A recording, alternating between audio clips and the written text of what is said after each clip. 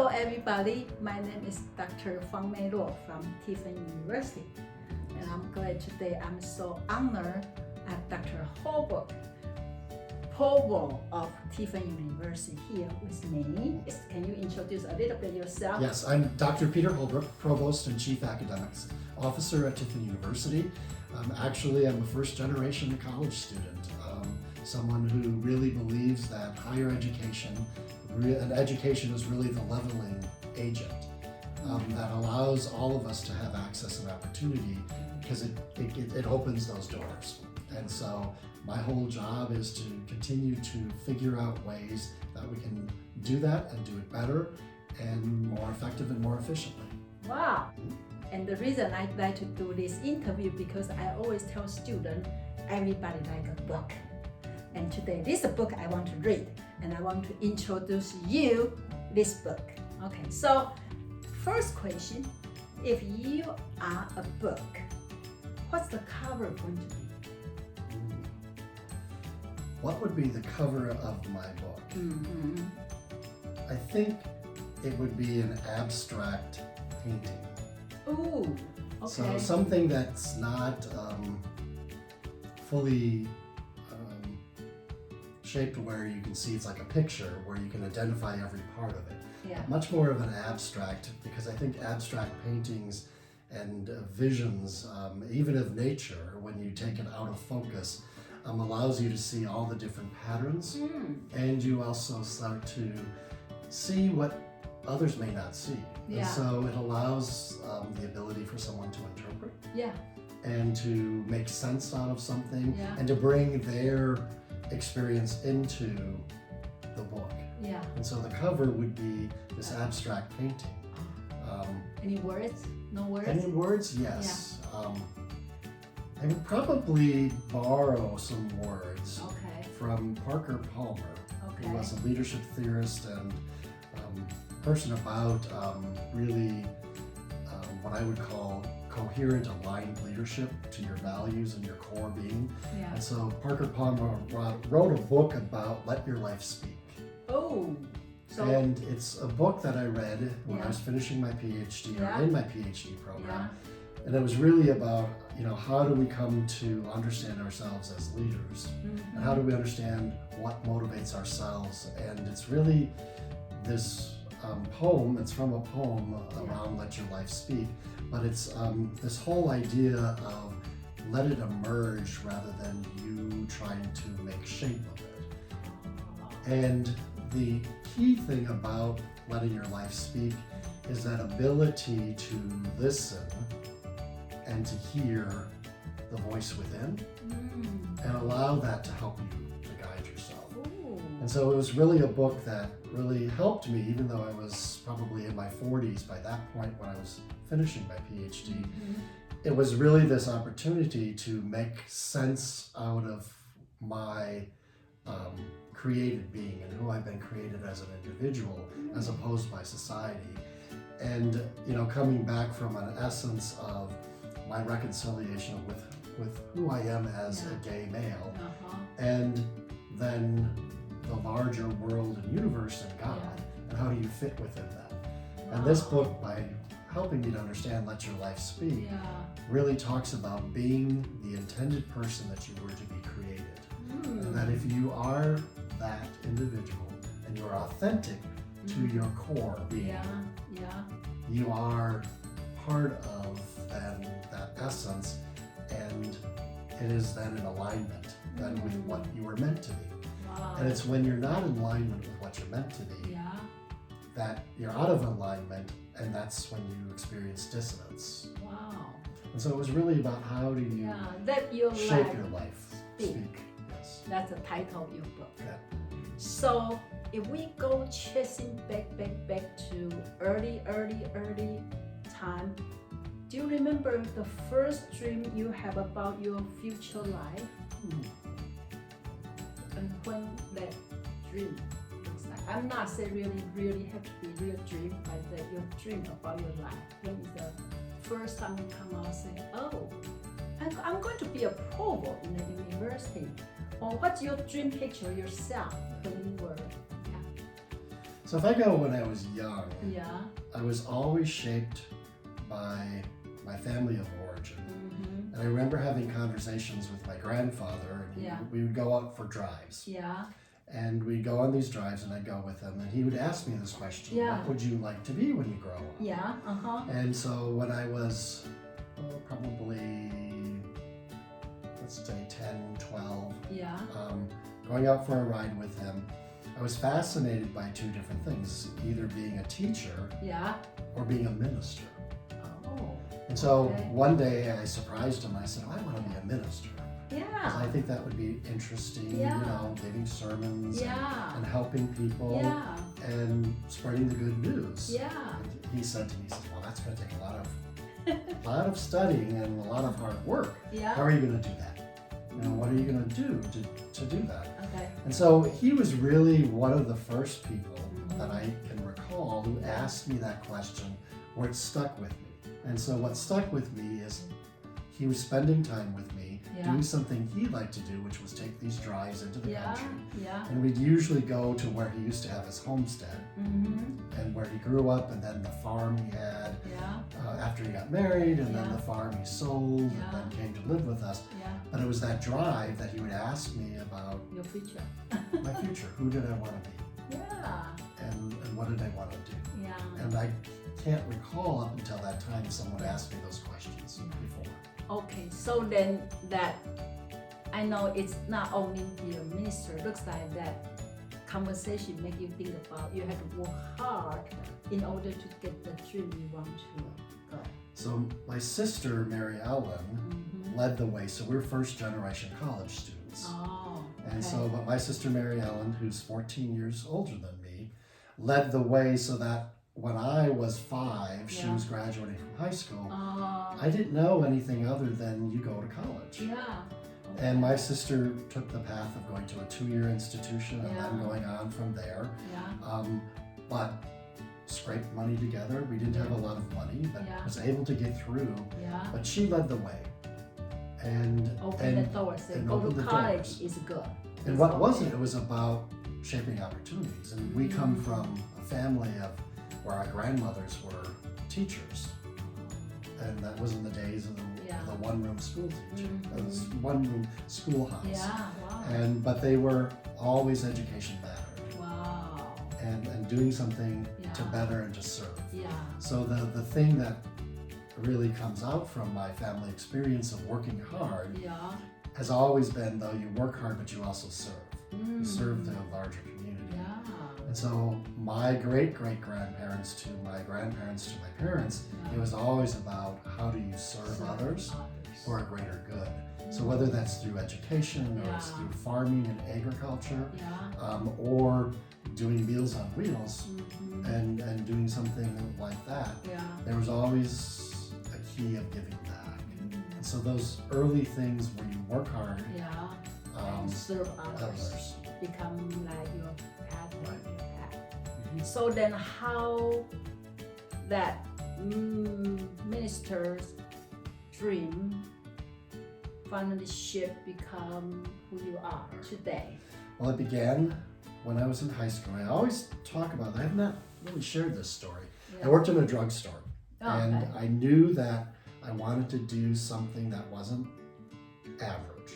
Oh. And so I didn't want to just be the average Everything. Joe. Okay. But I didn't know what that was going to be about. So I always thought that I'm here to do something, not Yeah. sure what that is. Yeah. And so I worked in this drugstore, and I Yeah. remember stacking baby formula.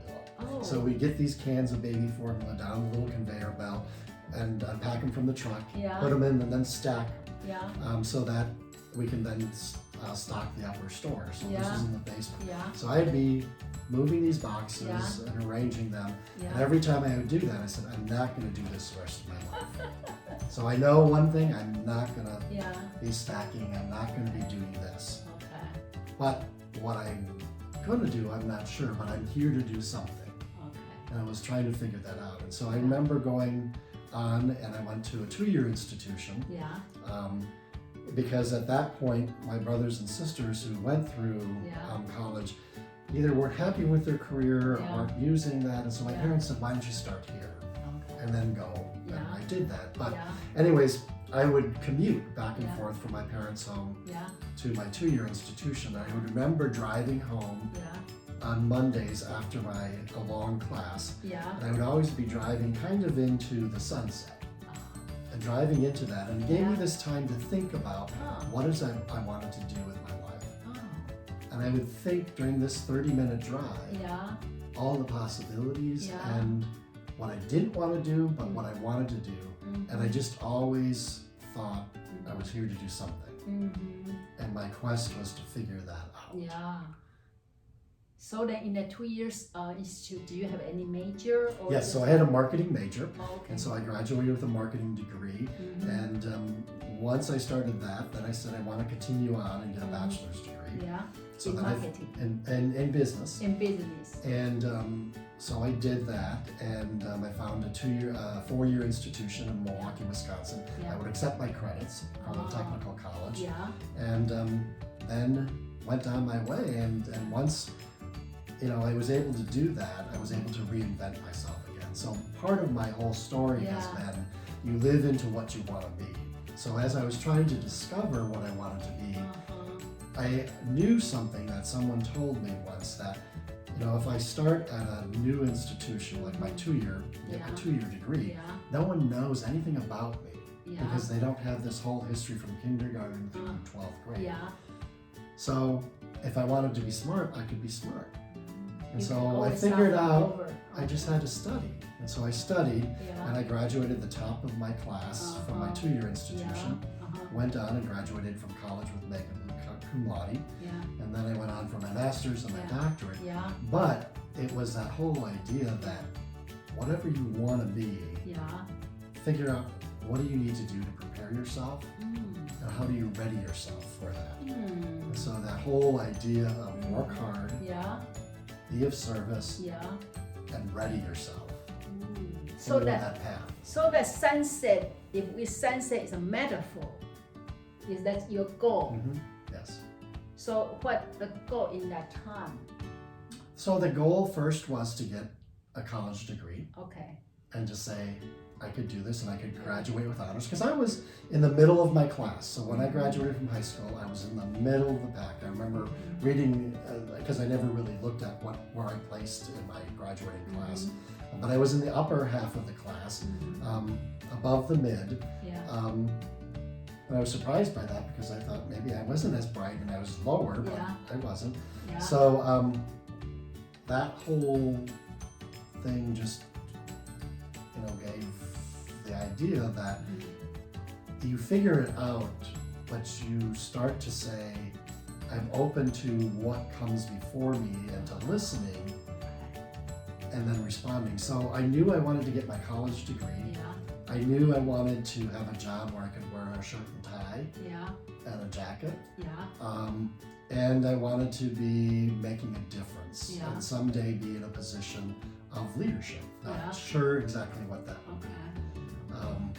And then I started out in higher education after I got my degree in admissions. I was an admissions counselor, recruiting, and then just started my pathway working through. But I graduated from school remembering not really knowing what I was going to do with my business degree. And I had lunch with one of the recruiters who recruited me to Cardinal Stritch University. And she was now working at another institution and started to talk to me about higher education. You'd be really good recruiting and doing that. So I said, that's interesting. So that's marketing too. It's marketing too. And so I decided that I would take my business talents and marketing talents and all of that and take it into higher education. But it was that lunch by someone who recruited me to Stritch, who recruited me to my first job.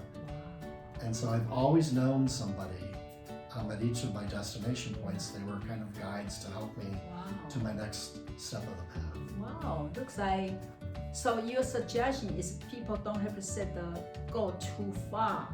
As long as you know what you need to do next step, but knowing your purpose of your life. So it's that bigger sense. I don't think I set out to be a provost because I didn't know what a provost was at that point. Or a director of admissions or that. It wasn't even in my sphere. I just knew I wanted to do something that made a difference and to serve. was here to do something. Yeah. Help me figure that Yeah. out.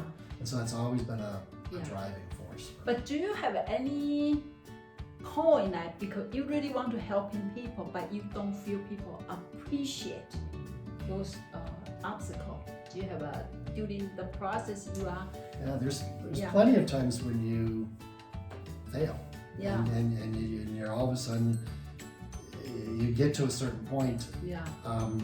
and you go, and so part of my whole thing is not so much not getting to my destination. Yeah. I always got to my destination, Yeah. but when I got to the destination, I'd Yeah. always say, is that all there is? Wow. And so that would be something that was lacking. So I achieved the goal, and Yeah. so after I graduated from school, Yeah. from college, Yeah. got my first job as an Yeah. admissions counselor. Then I Yeah. said, boy, I'd like to be a director of admissions. And What's next? So then I started working towards that, and within 4 years, I was Yeah. the youngest director of admissions in the state of Wisconsin Yeah. for a private institution Yeah. at the age of 25. Wow. And I was given a really good set of consultants that helped me. Yeah. But I had that opportunity, so I had early opportunities when I took them. And so then I became a director of admissions, and I said, well, that was kind of fun, it was interesting, Yeah. but what else could I do in higher education? Then I got recruited to do fundraising, Oh, okay. and then got back into the enrollment side because Yeah. at the institution I went to, my alma mater, Yeah. they wanted me to use my talents back in enrollment. Oh. And but every step of the way, I got into a field, and I said, well, I wonder what it would be like to be a leader in that field. And so then I'd work towards that. So an admissions counselor to a director of admissions. Then, well, what's a vice president of enrollment look like? Yeah. And what does an executive vice president of a university look like? And so I work towards those, but then you get to a certain point Yeah. where you say, all right, I've achieved that. Yeah. Now what? Now what? Yeah. And there's something missing, and what I figured is that Yeah. I always have to do something that made a positive difference in the lives of others, Yeah. and it had to be about access and opportunity. Mm. How do I create access, and how do I create opportunities Yeah. for others? And so Tiffin University met that opportunity Yeah. for me because of the student body that we serve and the type Yeah. of institution as a Yeah. professional university, Yeah. and our motto of without risk there is no gain. Yeah. And so you just keep seeing that Yeah. purpose driven. Yeah. So then you never have a play at the time say, okay, it's done. No? No, I usually go, well, that's interesting. Yeah. And then It's now what? not really what I thought it was going to be, so what can I do? So I think through time, Yeah. I've really come to learn about that it's about more than position, it's about more than just a job. Mm-hmm. It's about making that difference. Do you think that because you're lucky or because of you? Because it looks like your door keep opening because you want to serve people, and that heart I think is very strong. So you push the door open, and the opportunity open for you. But is that because you are lucky, or that because your motivation? What are you? I think it's a combination. Okay. So it's a good question because I would say that I'd worked really, really hard, but because of my education and because of being a male and a white male and privilege that comes with that, Yeah. certain things became easier, Yeah. but I still had challenges of being other, Yeah. being different as a person who's gay and looks to identifying with the LGBTQ plus world, Yeah. that you were never good enough. And so it's Because that that edge of factor never. maybe Right. pull you down, so you have to fight hard. Right. So I think though, by doing your best job at Yeah. the job you're doing, Yeah. and really do the work that's necessary, Yeah. and achieve what you need to do, doors will open and you'll be taken care of because that's what your purpose was. You weren't Yeah. looking at the next thing you were going to do. Yeah. It was do the best job I'm at here, Yeah. and the next story will unfold or opportunity. And what it is, Yeah. it's being authentic enough to have a network Yeah. and getting to meet people, Yeah. and it's through those people Yeah. that opportunities open. Yeah. So when I started to work Yeah. at Milwaukee School of Engineering, Yeah. it was my recruiter who recruited me to Stritch. So then, after that, it was my boss, who was the dean of admissions there, who went to Carthage College, who recruited me to Carthage. So the doors opened. Coming back to my alma mater, it was the vice president of advancement who went from Carthage back to my alma mater, who saw the work that I was doing, said, why don't you come back and do that for us? And so through that whole process, it was just being of value in the present position that you're doing. You enjoy it, so you people enjoy see. it, you do a good job. Yeah. And if you do that, things unfold. And then you just have to listen. And you have to be yourself. Be yourself, and you have to be open. Wow. So really, it's all about being open to the possibility. And really, I think the universe gives you signs. Yeah. So I think I can tell, from the faculty point of view, because I can feel you are really put your heart in your position, and you open. Like for me, a little faculty, I come here interviewing the Provost. If that is other people, I may hesitate. Right. But for some reason, because you make you feel you're so friendly, you willing to share, so that's why I kind of like, can I interview you? So I think that's you, because as you said, you put your heart there and people can smell. And so, of course, they want you because they like you and because you show 100% of you. And that's really you. And it comes from, I was not only from my family of origin, but by the Sisters of St. Francis of Assisi, who, when I went into a Catholic education as a Protestant, I converted and then came back to my Protestant roots, but that's neither here nor there. But these sisters saw something in me that allowed me to continue to grow, and it's through that whole thing of understanding what it means to be Franciscan. And really, when they talk about conversion, it's about breaking your heart open and serving from the wounded heart, and serving from your wounds and giving to others. And so, but that whole idea that you're there to really serve and make a difference. It was those women who I was able to witness their life for almost 40 years and see their influence, and that still is with me today. Do you think they can be vulnerable? Yes. You have to, especially for your position, and you are too honest and sincere. You do take that risk, and so there's a too much transparency or vulnerability. There's a risk of being too open and too authentic. People don't want to hear that story. You get to read that after a while. But I think for me, it's always just been being a witness, just being present, and doing the best job that I can be, and being the most authentic person I can be at that period of time, and trying to do my best, which on some days is not good enough. Other days it's more than good enough. But it's just showing up every day and giving the best that you can give in that day. And then reflecting about it, learning from it, and then approaching it again the next day. And so when you fall and you have a bad day, or you have a mistake, or you really goof something up, the biggest gift that we've been given is that gift of reflection. What would I do differently? How could I make amends if I need to make amends to something? And then how do you just pick yourself back up and get back at it? But how can you be so strong, like mentally? It's because you take your successes and your failures and you just continue to use them to shape your energy.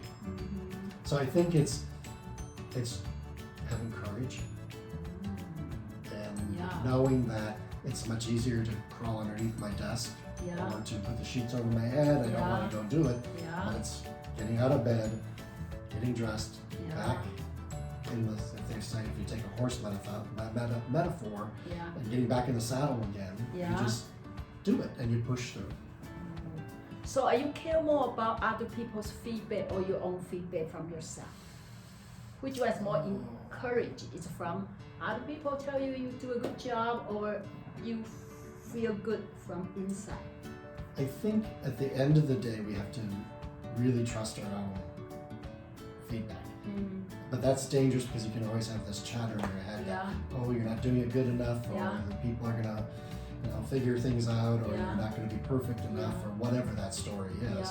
So you do have to gain feedback, but you do it in such a way that feeds you rather than inflates you in your head. So I think you gotta have your own counsel, and you gotta know at the end of the day that you're doing the best job that you can, and you're making a difference.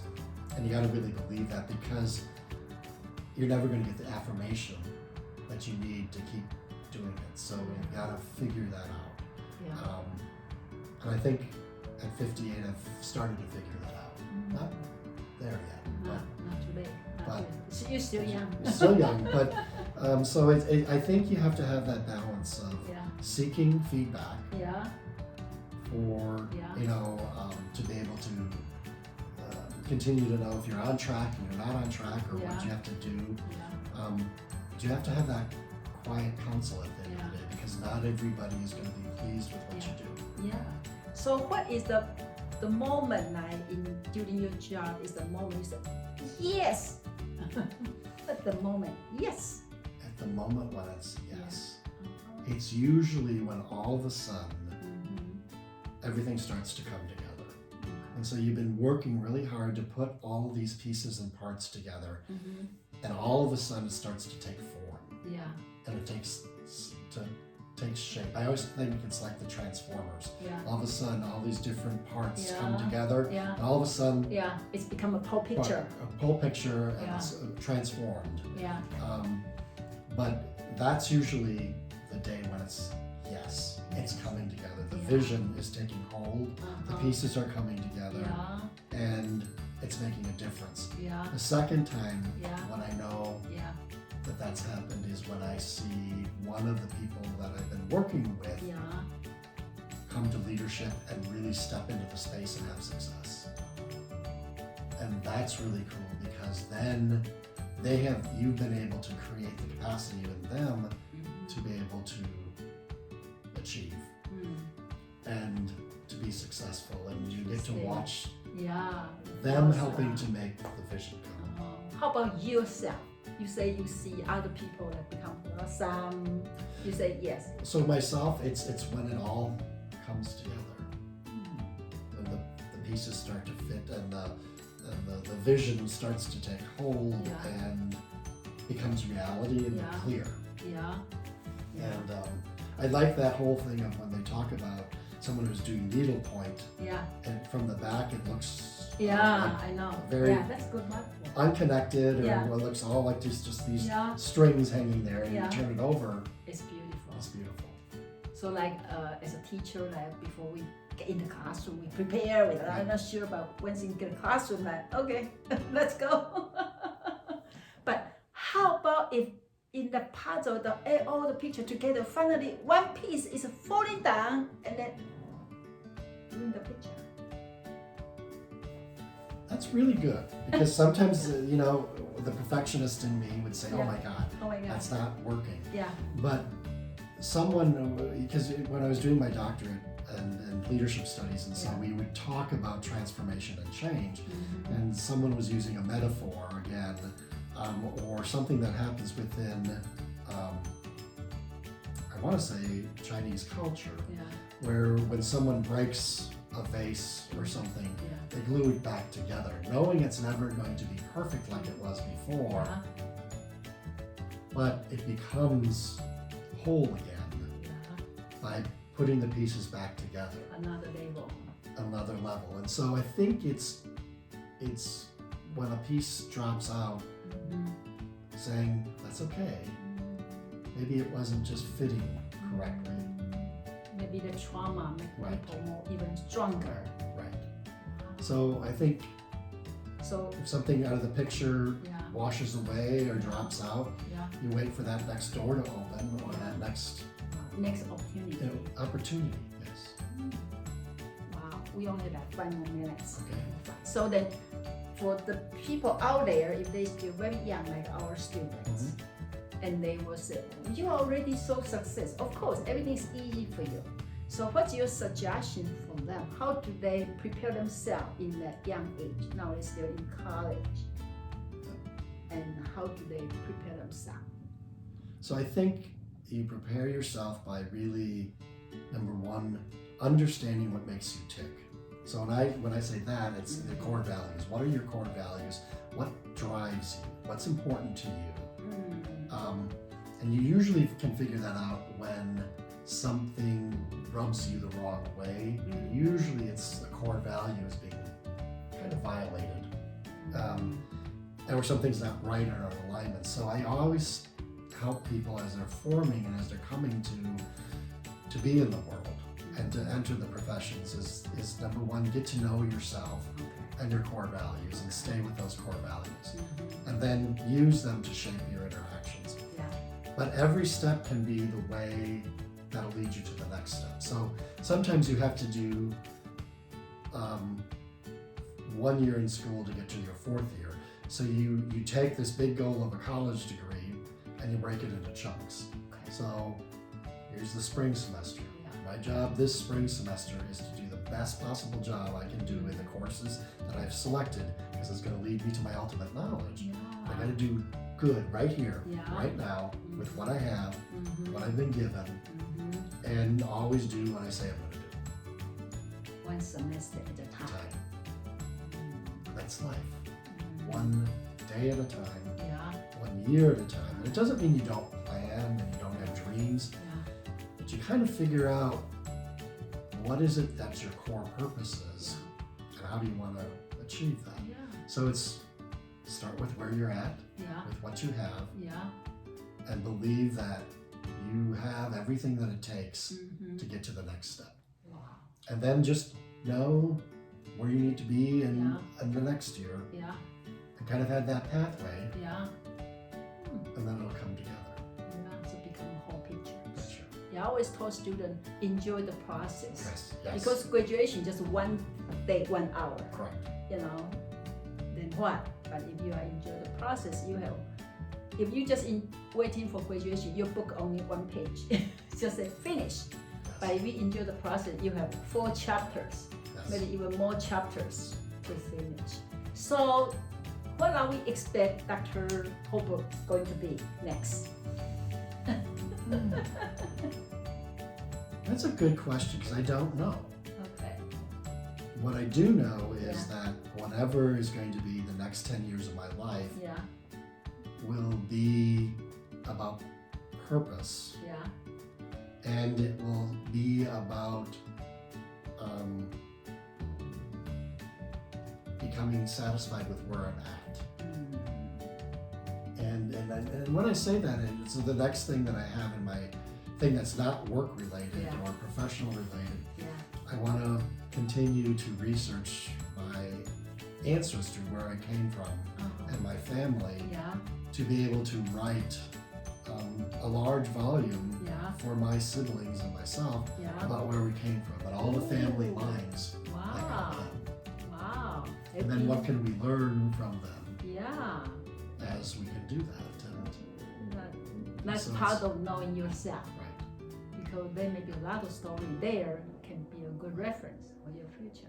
So I think one of my personal things that I want to accomplish, what comes next, is I want to write these stories.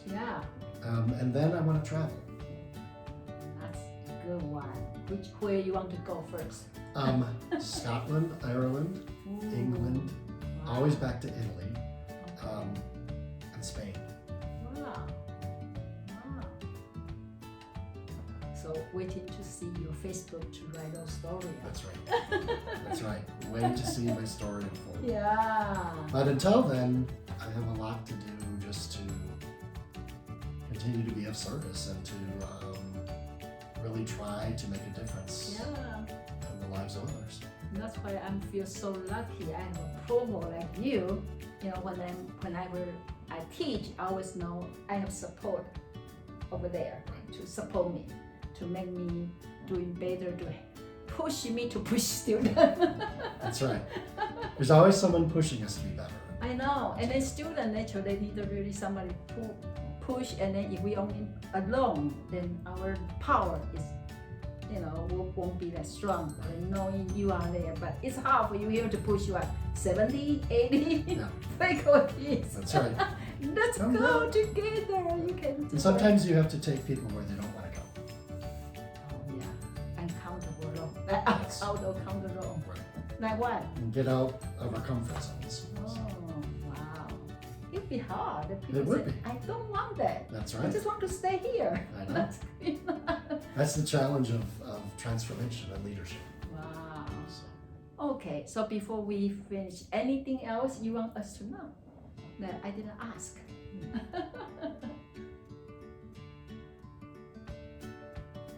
I think you've asked some really good questions that really got me to think about my story, if you will, and what's the consistency. And I guess the consistency has always been work hard, be of service. And yours, the book I'm reading today is the Let Life but Speak. Let your life speak. Let your life speak. So that means enjoy the life and see the opportunity and just keep going. Right. And listen, because you may want your life to go this way or to say this. Yeah. But if you're really listening, let it start to speak for you. And that's where that whole thing is. If you are where you're at, be in that moment so you can see the next moment. That's best story I read today. Well, thank you for letting me share that story. Thank you so much. Thank you so so much much for making it easy today to share my story. Yeah, see, you are a good speaker and you are a good storyteller. Thank you. So let's sum up. That's right. Some of our storytelling today. Thank you so much. Thank you so much. Yeah. So, Bye-bye. have a great day. Yeah. Bye-bye.